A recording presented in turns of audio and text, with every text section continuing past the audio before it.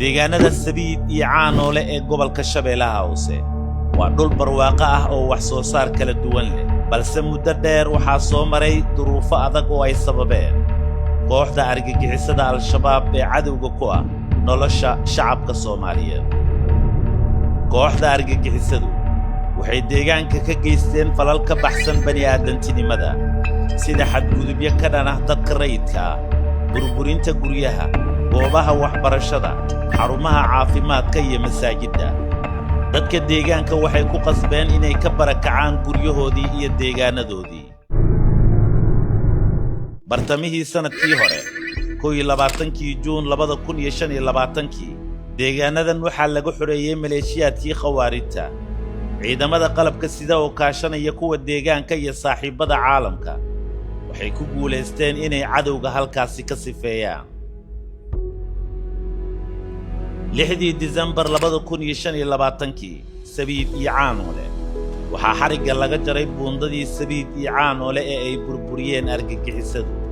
taas oo dib u dayactir lagu sameeyay. dadka deegaanka oo ku jiray xaalad bani'aadantinimo kadib burburintii argagixisada waxaa la gaarsiiyey gargaar isugu jiray raashin, dhar iyo daawo loogu talagalay dadka tabaalaysan ee ku dhaqan deegaanadaas. dowladda Soomaaliya oo kaashanaysa dowladda Turkiga ayaa bilowday dhismaha guryo cusub si dib u dejin loogu sameeyo dadka ku soo laabanaya deegaanada ee aanan haysan hooy iyo meel ay degaan. maanta waxaan taaganahay deegaanka Sabiid iyo Caanoole oo wax badan oo la suurtageliyay ay ka mid yihiin buundadii nimanka khawaarijta cadowga ay naga jareen oo walaalaha Turkisoom dib u habeen iyo dowladda federaalka iyo maamulka state koonfur galbeed ay iskaashanayaan ay dib u habeen noogu sameeyeen. waxaan ugu xijiyay guriyihii qaybtoodii koowaad oo hadda noo dhamaatay ay noo dhiseen walaalaha Turkisoom iyo dowladda federaalka Soomaaliya. iyadoo laga ambaqaadayo qorshaha dowladda ee dib u dejinta iyo dib u dhiska deegaanada laga xoreeyay khawaarijta waxaa 17 bishan Febraayo 2026 Sabiid iyo Caanoole waxaa gaaray mas'uuliyiin kala duwan oo ay ka mid yihiin wasiirka gaashaandhigga mudane Axmed Macalin Fiqi, wasiirka arrimaha gudaha mudane Cali Yuusuf Cali iyo taliyaha ciidanka xoogga dalka Sareeyo Guuto Ibraahim Maxamed Maxamuud, taliyaha Turkisoom iyo mas'uuliyiin ka tirsan maamulka gobolka. maanta dabcan halkan munaasabada u joognaa waxay tahay in dad deegaankii guryahoodii ay ka burbureen guryo loo dhisay oo dib loo dejinayo oo waliba bilowga ugu horeeya ah oo aan rajeynayno insha Allah intaas ka badan maanta inta guryo inta laga dhisay ka badan loo dhisi doono. sidoo kale shacabka Soomaaliyeed meel kasta uu joogo ciidanka xoogga dalka Soomaaliyeed wuxuu diyaar u yahay inuu naftiisa iyo dhiiggiisa u huro sidii shalay meeshan nimankii khawaarijta ah oo godad ka qotay looga saaray deegaan kasta ummad kasta Soomaaliyeed ku dhibaataysan in uu dhiiggiisa iyo naftiisa u huro sidii dadkaas looga dulqaadi lahaa. waxaan rajeynaynaa insha Allah ilaahina aan ka rajeynaynaa annagana naga go'an in deegaankan uusan mar dambe cadow ku soo noqon. ujeedka ma ahayn booqasho oo kaliya balse waxaa lagu dardargelinayay dadaalada dib u soo kabashada bulshada iyo xaqiijinta amniga. inaan maanta mar labaad nimaadno iyadoo muxuu ahaa wax tiro badan la qabtay oo runtii tusaale higsi la noqon kara guryaha qiimaha jaban haddana quruxda badan oo labada qol iyo suuliga iyo labada baranda ka kooban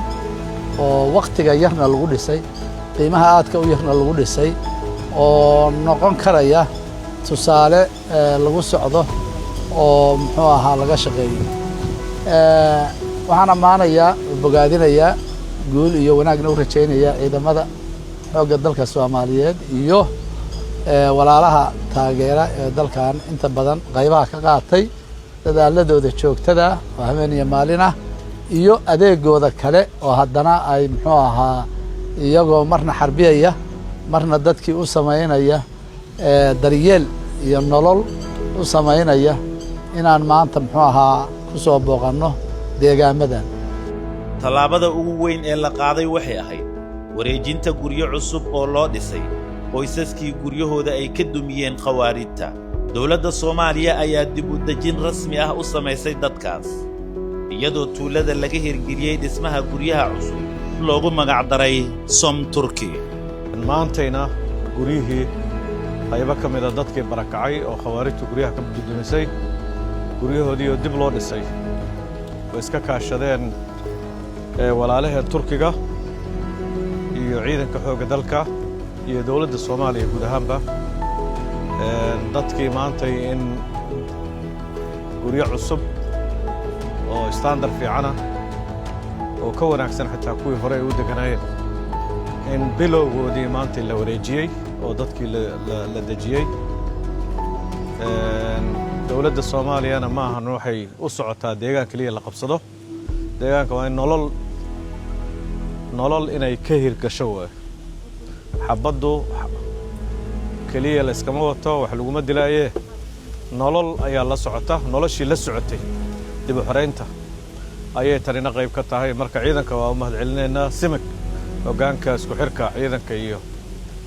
iyo bulshada way mahadsan yihiin iyagaa saldhigu ahaa shaqadan deeqdii hadda la qaybiyey garoonka masaajidka la dayactiray xataa masaajidka dudumiyay nimankii khawaarijta ahaa masaajidii ka ammaan heli weysay shirkadihii isgaarsiintay ayay jajabiyeen yacni waxay cafiyeen ma jirto waa niman nolosha u daran diintana u daran marka runtii sharaf weyn bay tahay ciidankeenuna ammaan buu ku mudan yahay ciidamada Uganda walaalaheena oo halkaan dhiigooda ku baxay iyagana way ku mahadsan yihiin waxaan rabnaa bilow ahaa waxaan ku baaqaynaa maamulka koonfur galbeed iyo wasaaradda arrimaha gudaha iskaashanaya in dadka la dejiyo dib u dejin dhammaantood barnaamijka xasilintuna waqtigii uu shaqayn lahaa waa joogaa marka soo socota wasaaradda amniga iyo wasaaradda cadaaladda wasaaradda waxbarashada wasaaradda caafimaadka iyo biyaha intaas inay aan keenno way ka howlgalaan maadaama nabadgelyadii ay ful tahay oo hadda wax khatari aysan jirin si loo xoojiyo soo kabashada nolosha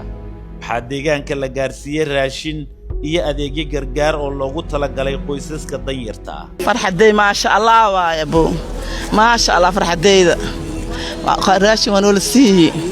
guri dhismadiisa waa nool bilaabi wixii dhiman Allah noo soo dhameetiro faraxsanahay aku faraxsanaati aad dawladda Soomaaliyeed aku faraxsanahay deegaankii burburay oo deegaanka Sabiid ah dib u dhisnan baa loo sameeyay guryaalkii dhismadooda bilaawatay alxamdulillah wixii kale waa sugeynaa dhameystirkooda ilaa aan ka rajaynaynaa alxamdulillah khayrka waa noo bilawday waa insha Allah guriyaashi waa la dhisay masaajidada dayeen waa la dayactiray waxa codsaneynaa ceelashi ishaagada MCS-yadii maxalla xarunta maamulka deegaanka in dib dambe loo dhiso wixii way burbursan yihiin intaas codsaneynaa mas'uuliyiintu sidoo kale waxay booqdeen masaajidda deegaanka oo horey ay u burburiyeen khawaarijta balse hadda dib loo dayactiray si bulshadu ay ugu cibaadaysato nabad iyo xasilooni garoonka ciyaaraha ee Sabiid iyo Caanoole waxaa buux dhaafiyay dhalinyaradii horey argagixisada oo iga hor istaagtay nolosha caadiga oo hadda dib loogu soo celiyay ciyaaraha iyo farxadda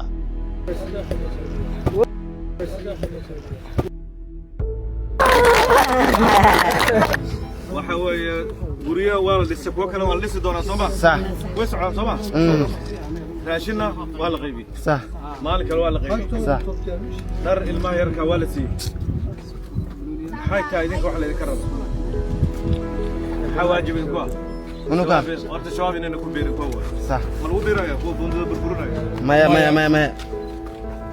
kuwa guryaha burburinayana ما ciidanka waa kuwa ratalihi waa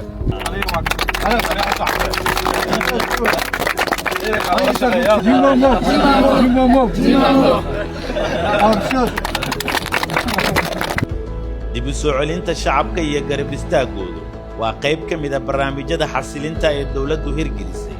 taas oo tusaale u ah iskaashiga dawladda iyo shacabka una horseedaysa horumar dib u soo kabasho nabad iyo difaaca dalka